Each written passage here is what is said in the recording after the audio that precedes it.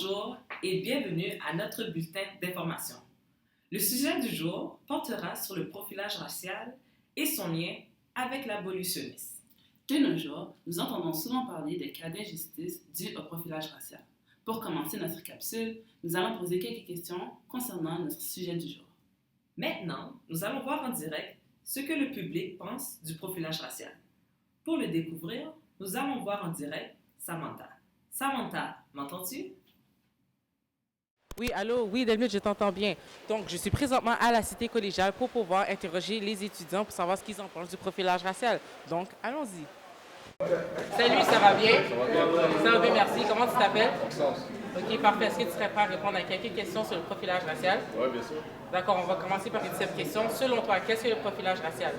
C'est un comportement discriminatoire qu'ont les autorités envers une personne indépendamment de son ethnie et de sa nationalité. Ok, parfait, merci. Donc, comme deuxième question, est-ce que tu as déjà été victime d'un profilage racial par soit les autorités ou bien des forces policières? Pas tout à fait, mais comme il m'arrive parfois, par exemple, je marche dans un magasin et le garde de sécurité va me suivre ou va me regarder d'un œil attentionné parce que je suis une personne de couleur noire, etc. et qu'on est reconnu d'être des voleurs, et ainsi de suite. Ok, est-ce que ça arrive souvent ou bien c'est une fois de temps en temps? Une fois de temps en temps. Ok, première question, selon vous, c'est quoi le profilage racial? Le profilage racial, c'est un comportement discriminatoire envers une ethnie ou une autre race par un représentant de la force. Parfait. Avez-vous déjà été victime d'un profilage racial par soit les forces de l'ordre ou peu importe quelqu'un qui représente une mesure de sécurité? Non. Ok, parfait. Donc, c'est un bon signe. Troisième question, est-ce que selon vous, c'est possible d'éliminer le profilage racial? Je ne pense pas, parce que éliminer le profilage racial, ce serait éliminer en quelque sorte certaines valeurs chez des personnes. Et je pense que c'est impossible parce que chaque personne a différentes valeurs enlignées de différentes façons. Parfait, merci beaucoup. Et selon toi, c'est quoi le profilage racial? Eh bien, c'est un comportement discriminatoire adopté généralement par une autorité, notamment la police, à l'endroit d'une personne en raison de son origine ethnique ou de sa confession religieuse, etc. Ok, parfait. Donc, deuxième question. Selon toi, est-ce que c'est possible d'éliminer le profilage racial? Soit l'éliminer ou bien de diminuer les taux de profilage? Sincèrement, je crois que c'est difficile, c'est possible, mais très difficile, puisque le racisme est toujours là, puis c'est ancré dès le jeune âge, donc c'est très difficile de s'en débarrasser. D'après moi, le profilage racial, c'est la discrimination envers les différentes races d'après les autorités. Parfait. Moi, je pense que c'est accepter d'autres cultures à travers la nôtre, dans le fond, comme mélanger plein de cultures ensemble.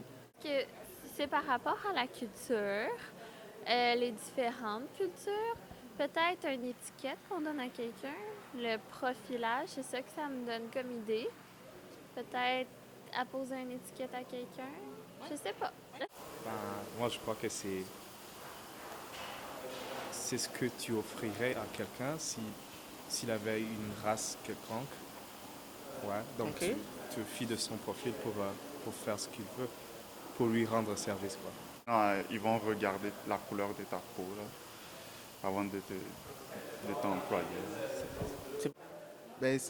Moi, je commencerais par dire tout ce qui concerne les stéréotypes pour, par exemple, une communauté inférieure, pas inférieure, mais une minorité, je voulais dire. Par exemple, un exemple concret, les Noirs, les Asiatiques, les Amérindiens. C'est comme une idéologie qu'on a. C'est pas dit, mais c'est une façon de penser que quelques personnes ont encore, qui n'est pas vraiment supposée dans notre société aujourd'hui, mais que le monde a quand même gardé à travers les années. Merci Samantha pour ce segment.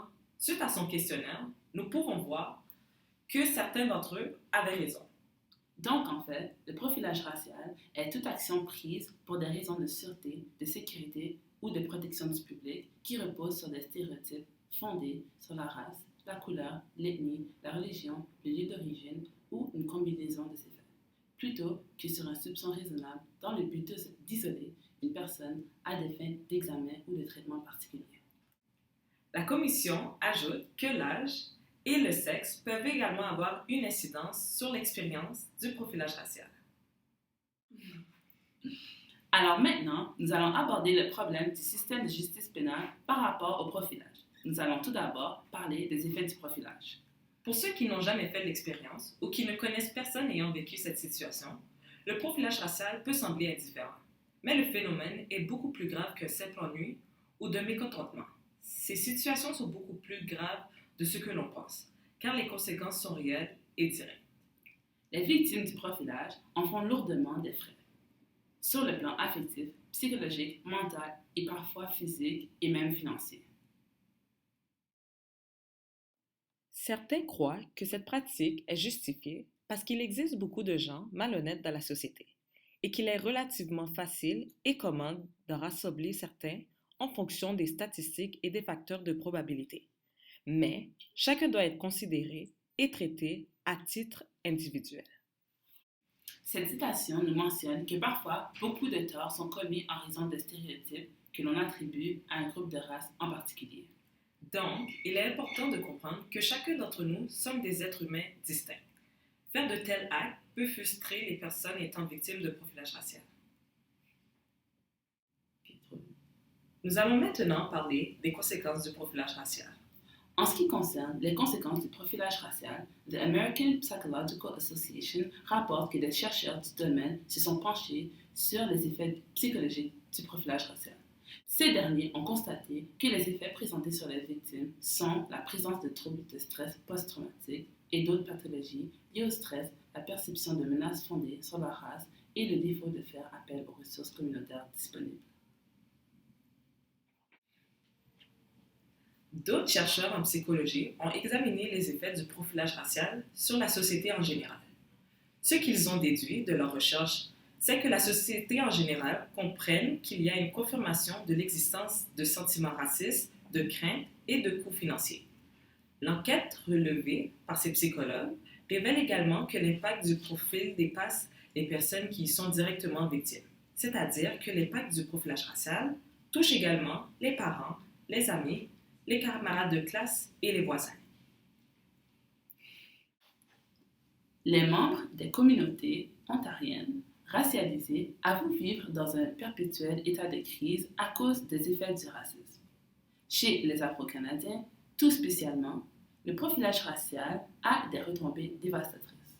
Le sentiment d'injustice qu'ils en ressentent les maintiennent dans un état de déséquilibre psychologique et de conflit intérieur, tout en étant conscients qu'ils peuvent être victimes de racisme à n'importe quel moment.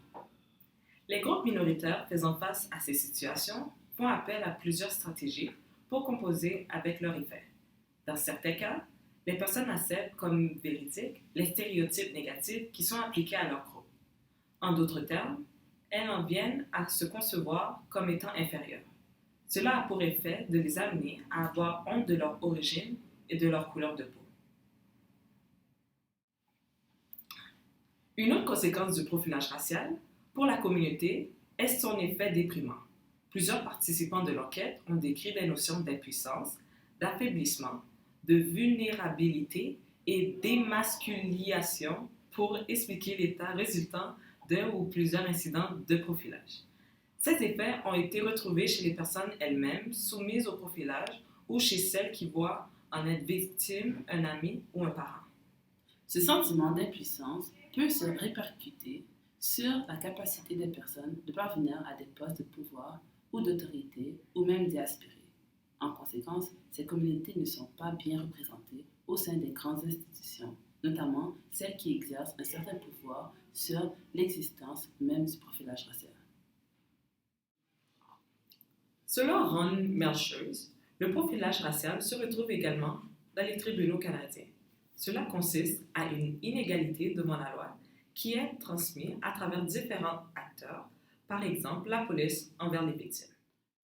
Une autre conséquence du profilage racial se manifeste dans la surpopulation des minorités dans la population carcérale. De ce fait, les Noirs et les Autochtones constituent une proportion démesurée de la population carcérale et leur présence derrière les barreaux a explosé au cours des 10 dernières années. Depuis 2003, le nombre de Noirs incarcérés dans les prisons fédéraux a augmenté de 80% et celui des Autochtones de 46%, tandis que le nombre de personnes blanches a diminué de 3%. Ensuite, en 2013, les Noirs représentaient 9,5% de tous les prisonniers fédéraux, alors qu'ils ne formaient que 2,9% de la population canadienne générale. Ce déséquilibre existe aussi pour les Autochtones, ceux qui constituent le quart de tous les détenus, mais 4,3% de la population du pays. Pour faire le lien entre le profilage racial et l'abolitionnisme, il y a plusieurs théories et d'auteurs qui prouvent que l'abolition du système pénal est nécessaire pour éradiquer le profilage racial. À cet effet, nous pouvons prendre les approches de logique abolitionniste pour démontrer ceci. Selon Miner, il explique qu'il faut se protéger contre la sécurité. Quand on prend en considération le profilage racial, nous voyons que les répercussions sont devenues tellement grandes que les victimes de ce profilage trouvent qu'il est mieux de se protéger contre la sécurité. Dans certains quartiers, c'est la police qui vient causer des torts envers les gens. Donc, il faut se protéger des forces policières et non des individus.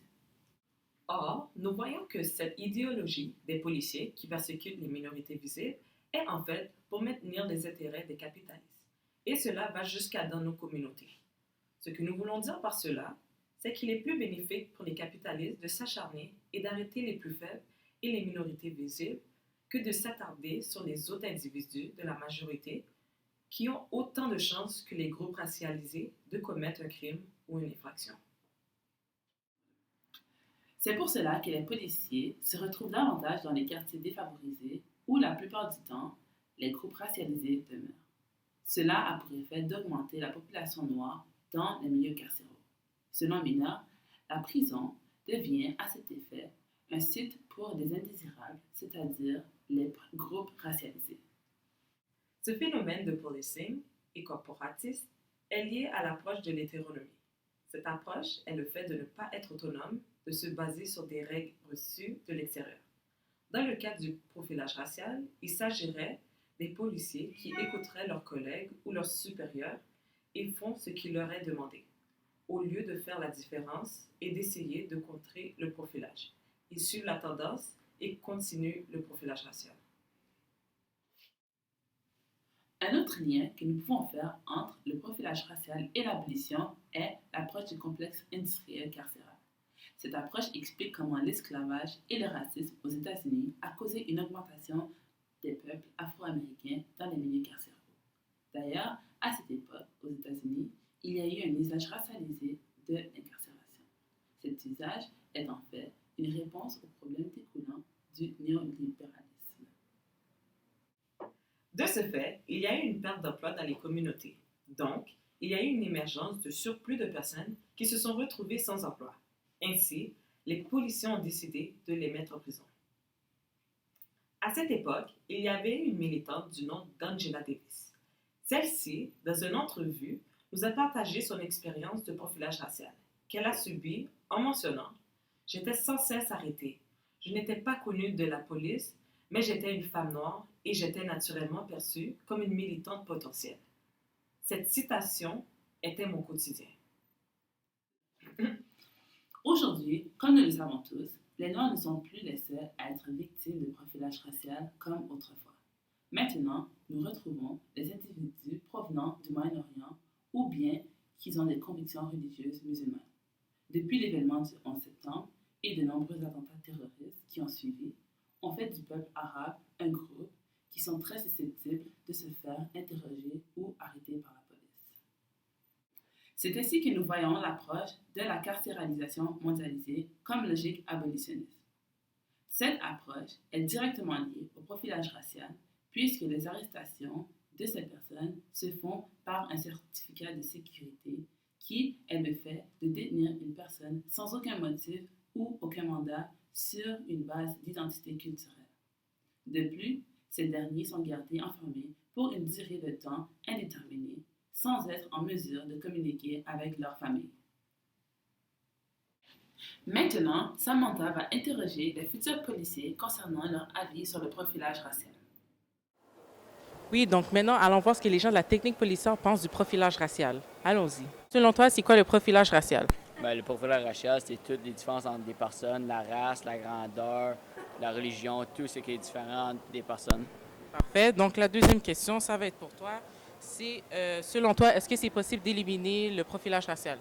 Ben, un peu, mais il va toujours comme... Tout le monde va faire du profilage racial, comme toujours, là. Parfait. Donc, comme troisième question, selon vous, est-ce que vous pensez que le profilage racial, c'est possible, c'est en lien avec les interventions policières? Ben, je pense que pas, cause le policier va pas arrêter quelqu'un cause s'il est une différente race ou rien, là. Il fait sa job, puis c'est ça que c'est. OK, parfait. Le profilage racial, ça compose, ça ressemble pas mal à du racisme, des stéréotypes. C'est d'enquêter sur des gens avec ce que l'on croit, sur les ethnies, sur les stéréotypes, c'est ça, comme je dis, dans le fond. Ça englobe pas mal beaucoup de choses de façon raciale. Peut-être mon collègue pourra en rajouter aussi. Est-ce que tu as quelque chose à rajouter? Ben, dans le fond, c'est un peu comme cibler une groupe de personnes en tant que telle, juste parce que, justement, c'est une minorité ethnique, sans raison valable, justement. OK, parfait. Donc, je vais continuer avec toi. La deuxième question, c'est, en tant que futur policier, est-ce que vous croyez que c'est possible d'éliminer le profilage racial avec la nouvelle génération?